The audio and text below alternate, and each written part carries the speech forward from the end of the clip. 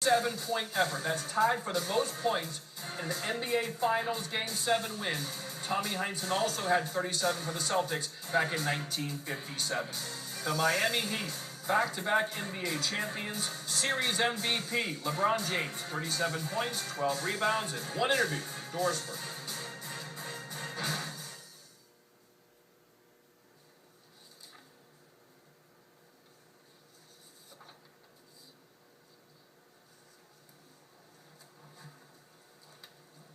Well, that's unfortunate, but I'm sure LeBron was giving thanks to his teammates as he wins that series MVP. 8.5. Second. I wanted to hear what he had to say.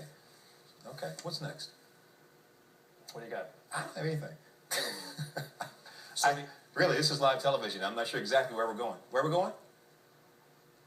Oh, okay. All right, we're going out to the site in Miami. Okay. All right. Wilbon, Jalen, Magic Johnson, Bill Simmons. The show is yours, gentlemen.